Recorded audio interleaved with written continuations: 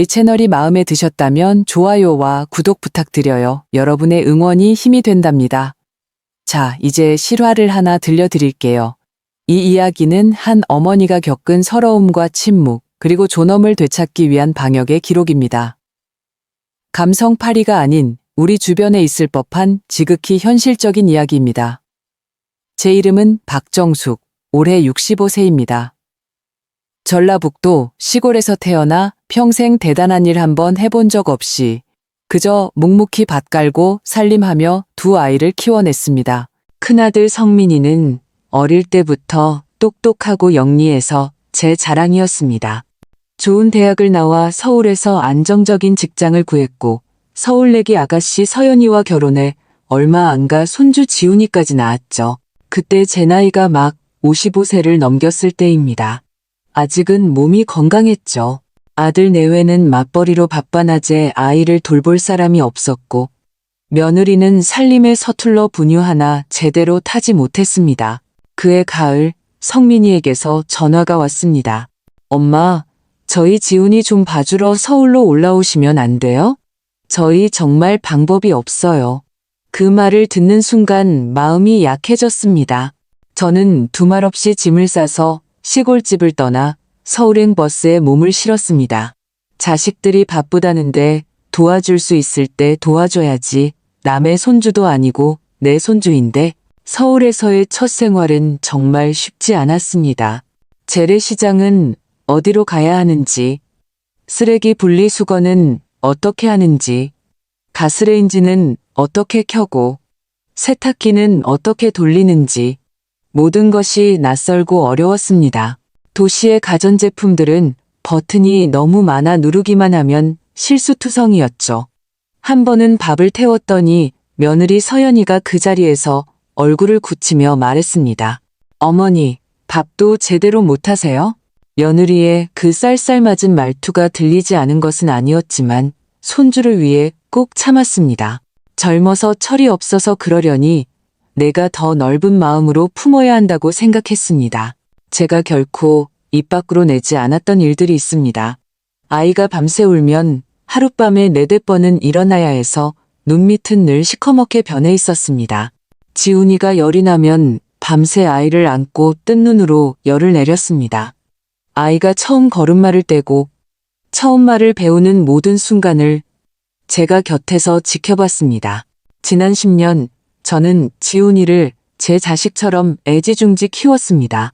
아들 내외가 출근하면 삼시세끼 밥하고 빨래하고 아이를 유치원에 데려다주고 하원 후에는 같이 놀아주었습니다.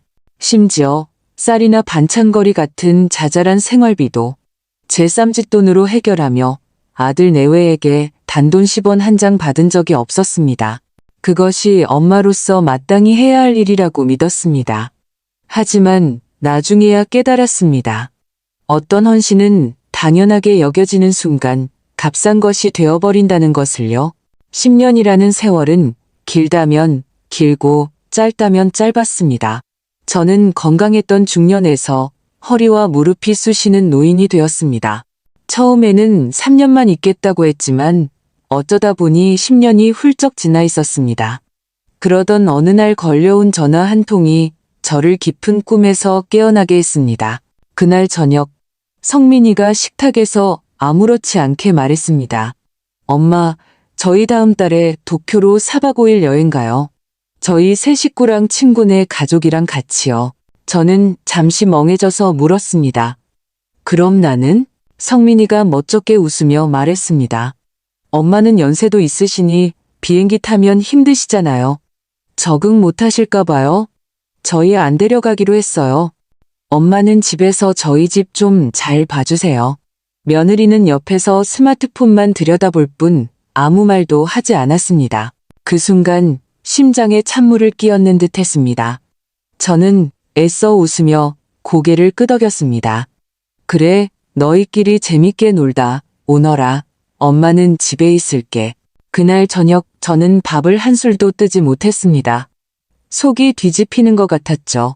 10년 동안 내 청춘과 건강, 모든 것을 이 집에 쏟아부었는데 결국 저들은 해외여행을 가면서 저를 데려갈 생각조차 하지 않았습니다. 돈이 없어서도 자리가 없어서도 아니었습니다. 그저 그럴 마음이 없었던 겁니다. 그날 밤 저는 뜬 눈으로 밤을 새웠습니다. 객실의 작은 침대에 누워 지난 10년간 그림자처럼 존재했던 제 자신을 돌이켜보았습니다. 이름도 목소리도 없이 오직 밥 짓는 냄새와 끝없이 쌓이는 빨래만이 제 존재를 증명하는 듯 했습니다. 손주는 저를 할머니라 부르며 따랐지만 제 아들은 단 한 번도 엄마 힘들지 않으세요? 라고 물어본 적이 없었습니다. 문득 집으로 돌아가고 싶어졌습니다. 서울의 이 집이 아니라 제가 태어나고 밭을 일구며 남편과 함께 지었던 낡은 시골집으로요. 저는 떠나야겠다고 결심했습니다. 다음 날 새벽 동이 트기도 전에 잠에서 깼습니다. 부엌에는 어젯밤 거의 아무도 손대지 않은 반찬 냄새가 배어 있었습니다. 식탁 위에는 며느리가 무심코 던져둔 여행 일정표가 놓여 있었습니다.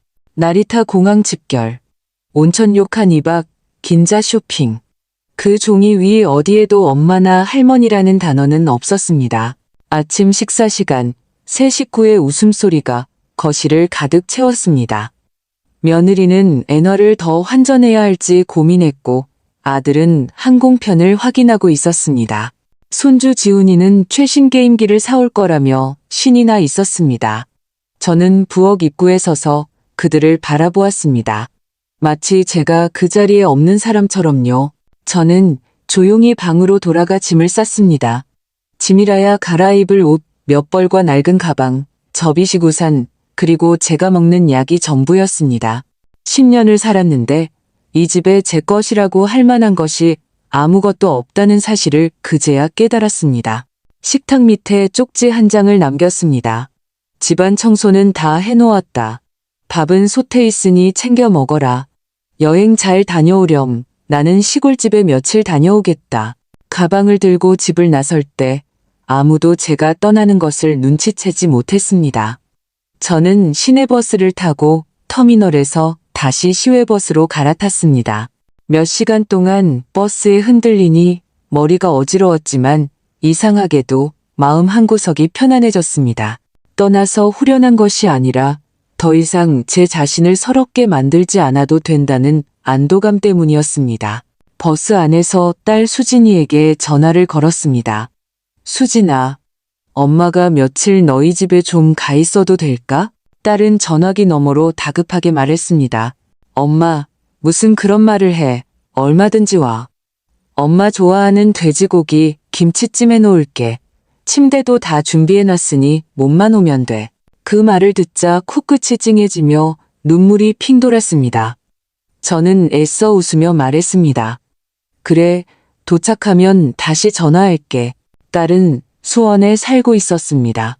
집은 크지 않았지만 깨끗하고 따뜻했습니다. 버스에서 내리니 사위 민준이가 정류장에서 저를 기다리고 있었습니다. 제 손에서 짐을 빼앗아 들며 말했습니다. 어머님, 이런 건 이제 직접 들지 마세요. 제가 있잖아요. 집에 들어서는 순간 거실에 김치찜 냄새가 가득했습니다. 수진이는 제가 평소 신던 실내 슬리퍼를 현관에 가지런히 놓아두고는 소리쳤습니다. 엄마, 어서 와. 밥 다 차려놨어. 그날 저녁 저는 밥을 정말 맛있게 먹었습니다. 딸은 반찬을 집어주며 잔소리를 했습니다. 엄마 왜 이렇게 살이 빠졌어? 오빠네 식구들은 엄마를 어떻게 모신 거야? 저는 아무 대답 없이 그저 말했습니다. 거기서 혼자 지낸 지 오래됐잖니. 딸은 더 이상 묻지 않고 말했습니다. 엄마, 이제 오빠네 집으로 돌아가지 마. 그냥 우리 집에서 같이 살아. 우리 식구가 잘 모실게. 남들보다 못하지 않아. 식사 후 소파에 앉아 따뜻한 물에 발을 담그고 있는데 사위가 다가와 말했습니다. 어머님, 욕실에 안전 손잡이 하나 달아드려야겠어요. 씻으실 때 미끄러지시면 안 되니까요. 그 말을 듣는 순간 갑자기 서러웠던 마음이 녹아내리며 눈물이 흘렀습니다. 사위가 깜짝 놀라 물었습니다. 어머님, 왜 그러세요? 저는 고개를 저으며 말했습니다. 아니다. 그냥 여기가 진짜 집 같아서 그런다. 저는 60이 넘도록 처음으로 집이란 것이 얼마나 오래 머문 곳이냐가 아니라 얼마나 소중히 여겨지는 곳이냐는 것을 깨달았습니다. 아들이 기댈 산이고 손주가 위안이라고 믿었지만 마지막에 가장 의지가 된 것은 늘 뒷전이었던 딸이었습니다. 그날 밤 저는 깊은 잠을 잤습니다. 창밖으로 바람이 나무를 스치는 소리를 들으며 저는 마음속으로 다짐했습니다. 박정숙, 너는 드디어 남을 위해서만 사는 인생을 끝냈구나. 그 후로 저는 딸의 집에서 지냈습니다. 처음에는 미안한 마음에 아침 일찍 일어나 집안일을 하고 아침 식사를 준비했습니다. 하지만 딸은 매일 아침 저를 부엌에서 밀어내며 말했습니다. 엄마는 쉬러 온 거지 일하러 온 게 아니야. 사위도 웃으며 거들었습니다. 주방은 어머님이 지휘하시고 저희가 움직일게요. 프라이팬은 이제 내려놓으세요. 딸 내외는 말만 번지르르하게 하는 사람들이 아니었습니다. 행동에는 온기가 있었고 마음은 더 따뜻했습니다. 제가 온 지 얼마 안 되어 딸은 저를 동네 병원에 데려가 건강검진을 받게 하고 약도 새로 지어주었습니다. 공원에 데려가 햇볕을 쬐게 해주며 말했습니다. 엄마, 답답한 아파트에만 갇혀있지 말고 바깥 공기도 좀 쐬어야 해. 딸은 심지어 자신들의 안방을 저에게 내주었습니다. 제가 나이가 많아 밤에 화장실을 자주 가니 화장실 가까운 방을 써야 한다면서요. 딸 내외는 작은 방에서 지내면서도 불평 한마디 하지 않았습니다. 아들 집에 살았던 지난 10년이 떠올랐습니다. 거실에서도 구석에 앉아야 했고 밤에 기침 한번 하는 것도 눈치가 보였죠. 그때의 집에서 저는 잉여인간이었지만 지금의 집에서 저는 기억되고 존중받는 사람이었습니다. 어느 날 오후 딸과 함께 재래시장에 갔습니다. 한 포장마차에서 파는 떡볶이를 보고 제가 무심코 말했습니다. 저 집 떡볶이 예전에 먹어봤는데 맛있더라. 딸은 그 말을 듣자마자 바로 떡볶이 2인분을 사서 집에 와서 데워주었습니다. 따뜻한 떡볶이를 한 입 베어 무는데 눈물이 핑 돌았습니다. 식탁에서 저는 더 이상 참을 수 없어서 말했습니다. 수진아, 엄마는 예전에 늘 너는 딸이라 시집가면 그만이라고 생각했는데 결국 엄마를 생각해주는 건 너뿐이구나. 딸은 제게 반찬을 집어주며 말했습니다. 엄마가 그때 오빠를 더 챙기는 거 나 마음에 안 담아뒀어. 엄마 마음이 어떤지 아니까. 딸은 웃으며 제 밥그릇에 갈비 한 점을 더 올려주었습니다. 설거지를 하고 있는데 딸이 다가와 제 손을 잡으며 말했습니다. 엄마, 앞으로 그냥 여기서 살아. 우리 집이 작아도 엄마가 있어야 이 집이 완전해지는 기분이야. 저는 잠시 망설이다 고개를 끄덕였습니다. 그럼 엄마가 한 달에 생활비로 30만 원씩 줄게. 쇠댐비라도 보태야지. 딸이 발끈하며 말했습니다. 나한테 돈 얘기를 해? 엄마가 우리 오빠네 애를 몇 년이나 봐줬는데 우리 집이 지금 엄마 돈 30만 원 없으면 못 살 만큼 가난하지도 않아. 나는 엄마 딸이지. 엄마가 고용한 간병인이 아니야. 저는 씁쓸하게 웃으며 말했습니다. 엄마가 철없는 사람이 아니잖니. 이 돈은 내가 기꺼이 내는 거야. 네게 월급을 주는 게 아니라 엄마 마음이 편하자고 그러는 거다. 딸은 저를 바라보며 눈시울을 붉혔습니다. 그럼 앞으로 아끼지 말고 약도 꼬박꼬박 챙겨 먹어야 해. 어릴 땐 엄마가 날 돌봤으니 이젠 내가 엄마 돌볼 차례야. 알았지? 저는 고개를 끄덕였습니다. 그 순간 저는 비로소 깨달았습니다. 진정한 가족이란 누가 더 목소리가 크고 누가 더 이익을 챙기느냐가 아니라 내가 가장 힘들고 무력할 때 기꺼이 마음 한편을 내어 나를 돌봐주는 사람이라는 것을요. 그날 이후 저는 제 노후에 대해 다시 생각하기 시작했습니다. 늙었다고 해서 누군가의 집안일을 돕는 도움이나 상주하는 보모가 되어서는 안 된다는 것을요. 한 사람의 존중받아야 할 개인으로 살아야 한다는 것을요. 다음 날 아침 저는 고향에 사는 사촌 동생에게 전화를 걸어 시골집 열쇠를 찾아봐 달라고 부탁했습니다. 제 마음속에는 미래에 대한 계획이 서서히 모양을 갖추고 있었습니다.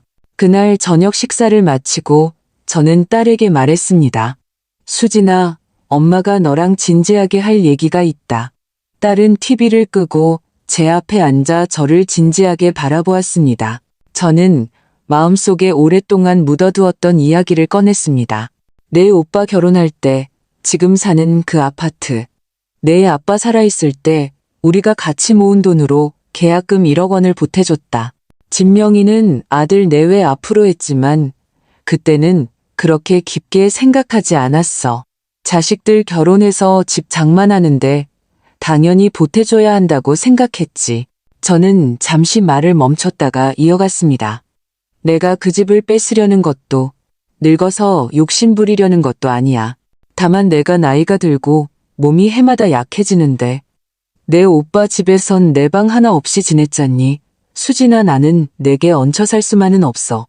그 돈은 내 노후 자금이고 마지막 남은 보루야. 딸은 고개를 끄덕였습니다. 엄마 생각이 맞아. 그때 엄마가 오빠를 도와준 건 의무가 아니라 호의였어.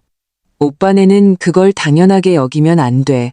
돈도 내고 몸으로도 헌신했는데 인정조차 안 하는 건 말이 안 되지. 제가 씁쓸하게 웃으며 말했습니다. 말은 쉽지만 막상 하려니 어렵구나. 저는 아들에게 전화를 걸었습니다. 아들은 제 이야기를 듣자마자 차갑게 말했습니다. 엄마, 그 아파트는 우리 부부 명의로 되어 있어요. 엄마랑은 상관없어요.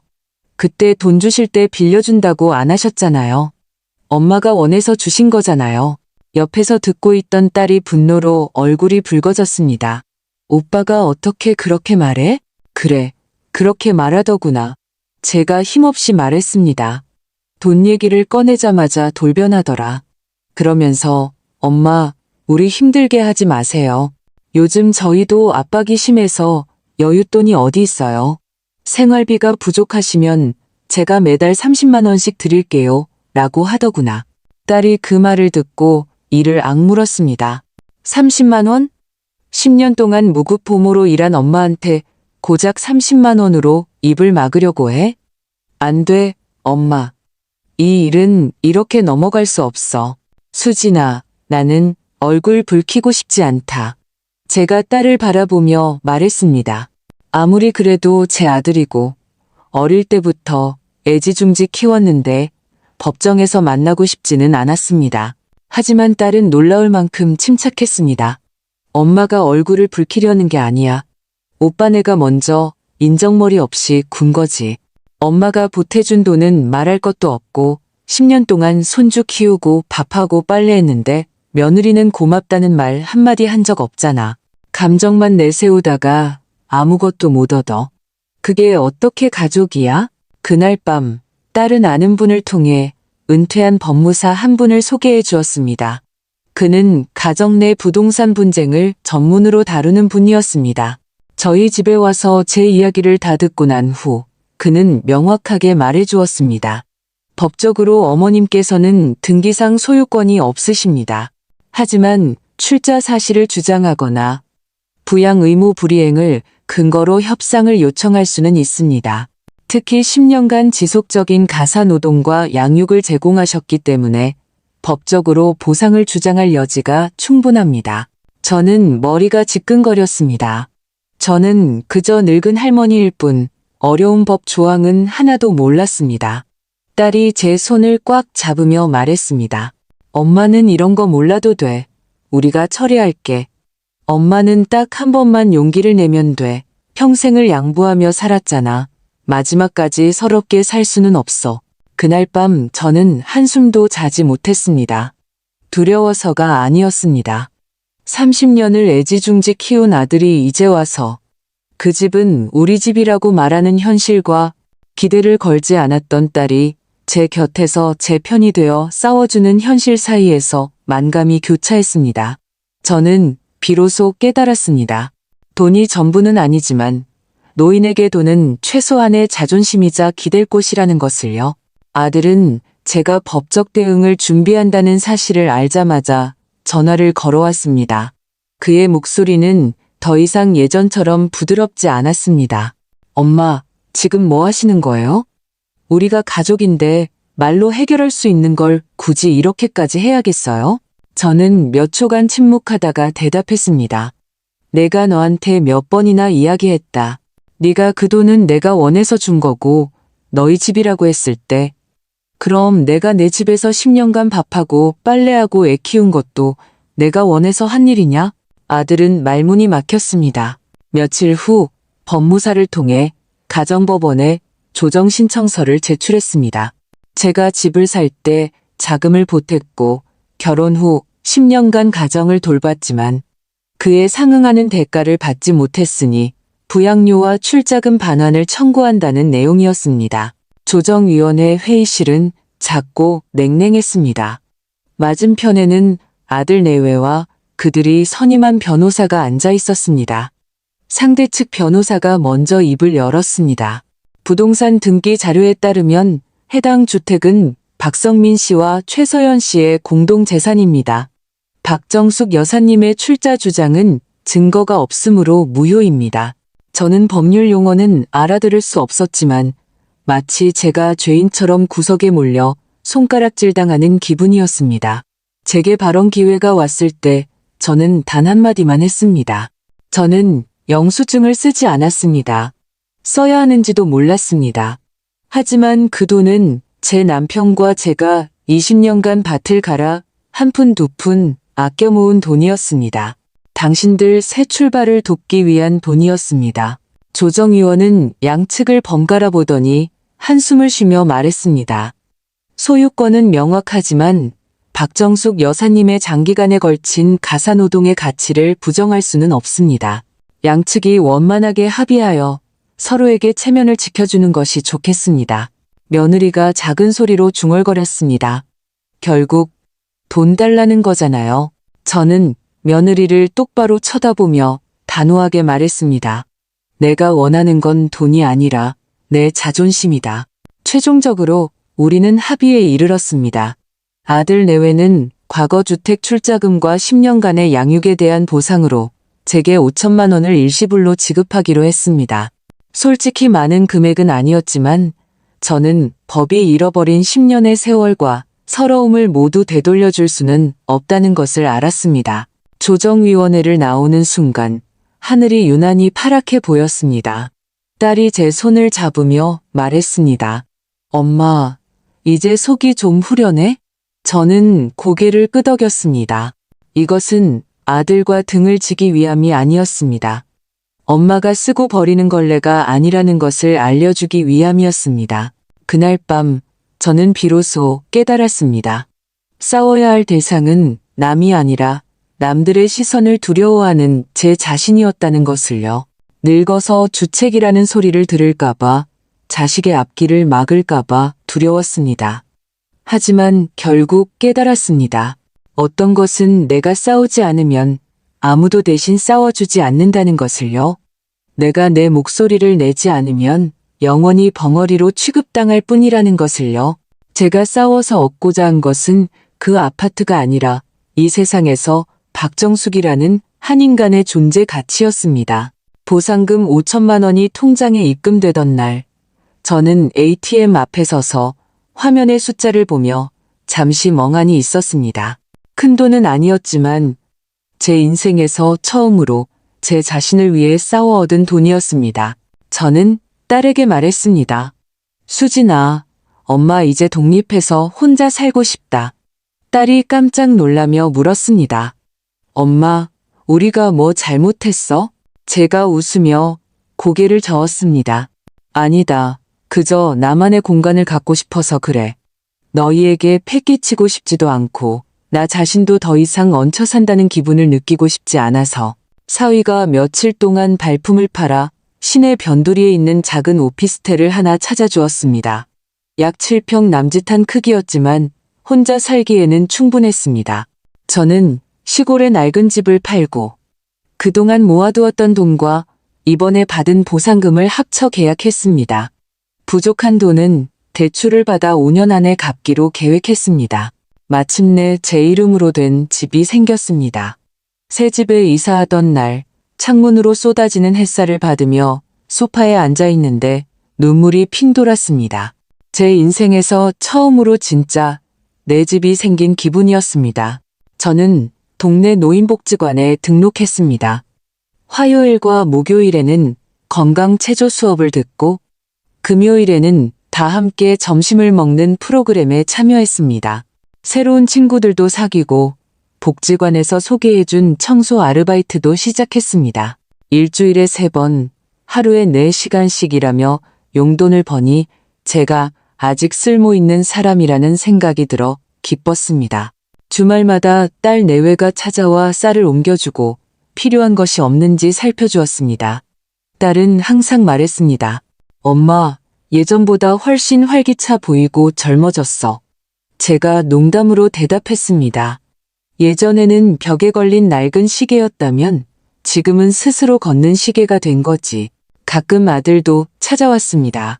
처음에는 어색해하며 과일만 내려놓고 가더니 한 번은 조심스럽게 물었습니다. 엄마, 지금 지내시는데 편하세요? 저희가 간병인이라도 붙여드릴까요? 제가 담담하게 대답했습니다. 아니, 괜찮다.